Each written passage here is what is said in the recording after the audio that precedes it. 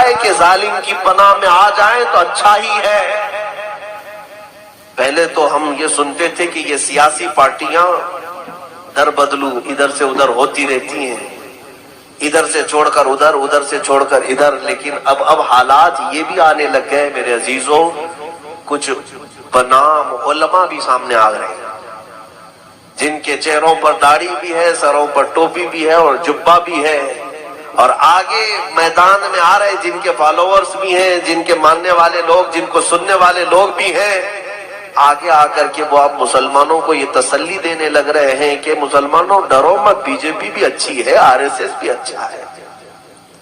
یہ وہی غدار ہیں، یہ وہی منافقین ہیں جو اس امتحان کے بعد ان کا کھوٹا ہونا اللہ تعالیٰ نے سب پر ظاہر فرمایا۔ اس لیے میرے عزیزوں، اے سنی مسلمانوں، ان ظالموں سے زیادہ تمہیں جس چیز سے اپنی آپ کی حفاظت کرنی ہے وہ جماعت کے اندر موجود غداروں سے اپنی حفاظت کرنی ہے۔ بہت اچھا۔ ہاں، یہ جو دشمن ہے وہ تو تمہیں کچھ نہیں کر سکیں گے، بلکہ وہ جب غرہ آئے گا تمہارا جذبہ اور بلند ہوگا۔ جب بھی دشمن چھیڑ خانی کرے گا تمہارے جذبات اور بلند ہوں گے اور تمہارا ایمان مضبوط ہوگا، مجھے ڈٹا رہنا ہے۔ لیکن ان دشمنوں سے زیادہ اگر تمہیں کوئی نقصان پہنچاتا ہے تو تمہاری جماعت کے اندر موجود منافق آ کر کے کہتا ہے ارے بھائی چھوڑ دے، حالات خراب ہیں، چھوڑ دے، خاموشی اختیار کر، حکمت سے چل، مصلحت کے ساتھ چل، ان کا بھی ہاتھ ملا لے، ان کا بھی ہاتھ ملا لے، گدھے کو بھی باپ بول۔ یہ وہی لوگ ہیں جو تمہارے حوصلوں کو پست کرتے ہیں، جو تمہیں بزدل بناتے ہیں۔ اس لیے میرے عزیزوں، میں آپ سے کہتا ہوں ان منافقین کی صحبت میں رہنا تمہارے لیے اتنا خطرناک ہے، اتنا خطرناک ہے کہ وہ وقت بھی آ جاتا ہے کہ جو ان منافقین کی بزدلی کا شکار ہوتا ہے وہ ایمان سے بھی ہاتھ دھو بیٹھتا ہے اور میرے نبی کی عزت پر سمجھوتا بھی کر لیتا ہے، سمجھوتا بھی کر لیتا ہے۔ یہ میری دیکھی ہوئی باتیں میں آپ کے سامنے عرض کر رہا ہوں، اس لیے حالات کا بہانہ کوئی نہ بنائے۔ حالات ہمارے لیے ہر زمانے میں ایسی ہی رہے ہیں، بلکہ اس سے سخت بھی رہے۔ آج 5 سال بھیک مانگ کر کے آنے والی جو حکومتیں ہیں، کرسیاں سجائی ہوئی بیٹھی ہیں، ان سے اگر تمہیں ڈر لگتا ہے تو تمہیں میں چند 100 سال پہلے لے جاؤں، جب اس پورے اکھنڈ بھارت پر اکبر جیسے ڈکٹیٹر کی حکومت تھی۔ اکبر بڑا ظالم اور وہ مرتد ہو چکا تھا اور ایک نیا دین قائم کر چکا تھا، میرے نبی کے دین کو ختم کر کے، اس کے اعتبار سے اعلان کر چکا تھا کہ اب دین مصطفیٰ پرانا ہو چکا ہے، ایک نیا دین شروع ہوگا۔ وہ الیکشن سے آیا نہیں، وہ ایسا بادشاہ جو جمہوریت کا نہیں، بلکہ خود ساختہ، خود کا پاور، لاکھوں کی فوج اس کے پاس، اس وقت کا بھارت، اس وقت کا ہندوستان جس میں پاکستان، بنگلہ دیش، افغان کی سرحدیں، ایران کی سرحدیں بھی آتی تھی، اتنا بڑا بھارت کا وہ اکیلا بادشاہ جب یہ اعلان کر دے تب تو حالات اور کتنے خراب رہے ہوں گے۔ آج جو لوگ کہتے ہیں نا حالات خراب ہیں، اس وقت ایک ظالم کی حکومت ہے، فوج اس کے پاس، پولیس اس کے پاس، بادشاہ کے خلاف کوئی کہہ دے بات تو وہ تو موت کی سزا، پھانسی پر چڑھ جائے گا۔ لیکن جب نیا دین وہ شروع کیا، علماء بھی تھے، مدارس بھی تھے، مسجدیں بھی تھیں، مسجدوں میں اس نے اذان بند کر کے سیپ بجانے کا حکم دیا تھا، منبر پر مورتیاں رکھی جائیں گی، یہ اس کے نئے دین کے اعتبار سے۔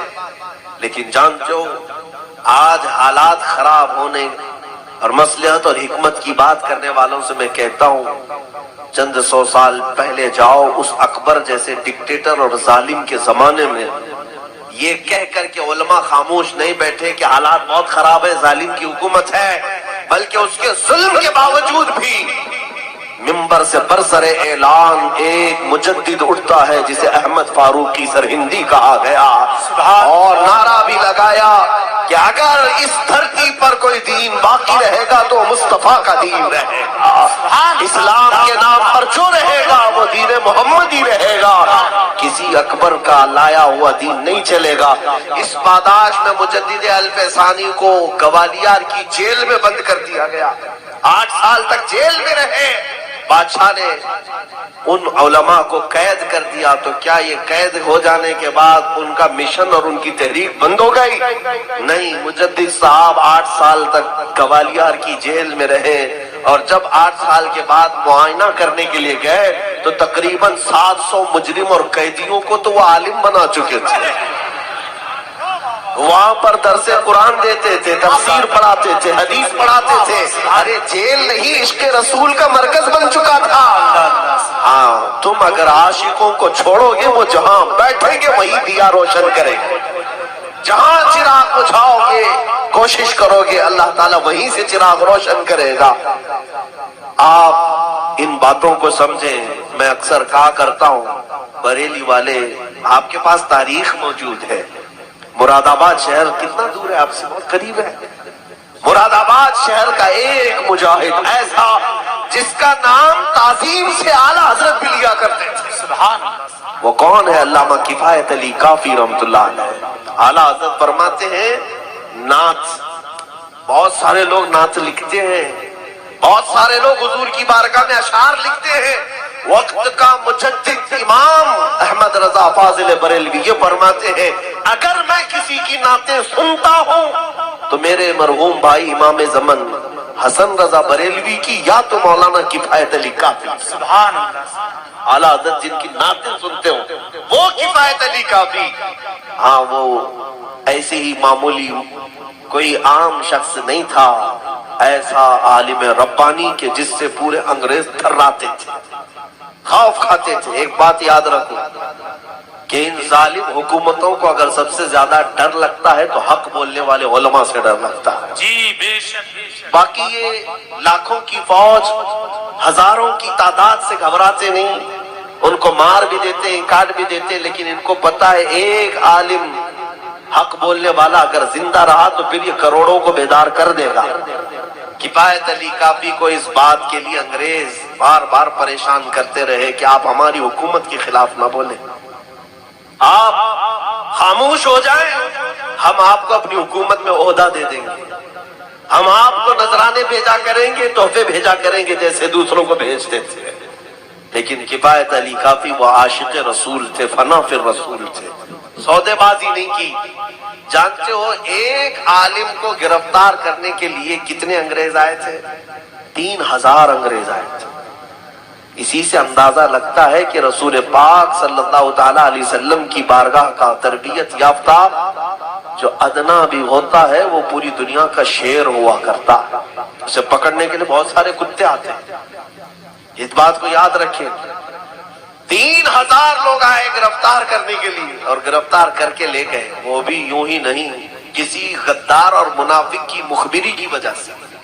ہماری جماعت کا کوئی غدار تھا جس نے مخبری کر کے ان کو پکڑوایا، انگریز لے کر کے آئے تو دارالعمارت میں رکھ کر کے مولانا کفایت علی کافی کو بار بار ٹارچر کرتے تھے، سزائیں دیتے، لیکن آپ ٹس سے مس نہیں ہوتے۔ حضور پاک کی عزت اور حضور پاک کی ناموس کی حفاظت کسے کہتے سنو۔ رات کے وقت انگریز گرم استری ان کے جسم پر پھیرتے تھے، استری کو گرم کر کے ان کے جسم پر پھیرا جاتا تھا، پریس، اور جب چمڑی جل جاتی تھی تو جسم پر نمک چھڑکتے تھے، نمک ڈالتے تھے۔ علامہ کفایت علی کافی رحمۃ اللہ علیہ کو ایسی سزائیں دی، اس کے باوجود انہوں نے اپنا نظریہ نہیں بدلا، نہ ہی اپنا قول۔ وہ چاہتے تو پیسہ بھی لے لیتے، عہدہ بھی لے لیتے، چھوڑ دیتے، حالات خراب ہیں، نہیں۔ جو سچا محب رسول ہوتا ہے وہ حالات کو نہیں دیکھتا، وہ گنبد خضرا کو دیکھ رہا ہوتا ہے۔ کفایت علی کافی رحمۃ اللہ علیہ کو مراد آباد کے چوراہے پر لا کر انگریزوں نے پھانسی پر چڑھانے کا حکم دیا۔ یہ 1857 سے پہلے کی بات ہے، توجہ۔ مراد آباد شہر کے چوراہے پر جب پھانسی پر آپ کو چڑھایا گیا اس وقت بھی آپ کی زبانوں پر اس زبان پر ایک ہی کلمہ تھا، کوئی گل باقی رہے گا نہ چمن رہ جائے گا، پر رسول اللہ کا دین حسن رہ جائے گا۔ سب فنا ہو جائیں گے کافی وہ، لیکن حشر تک نام حضرت کا زبانوں پر چلن رہ جائے گا۔ وہ یہ نعت پاک سنا بھی ہوگا آپ نے، مشہور ہے۔ اس کے بعد آپ کو پھانسی دے دی گئی، جو بات میں کہنے جا رہا ہوں سنو.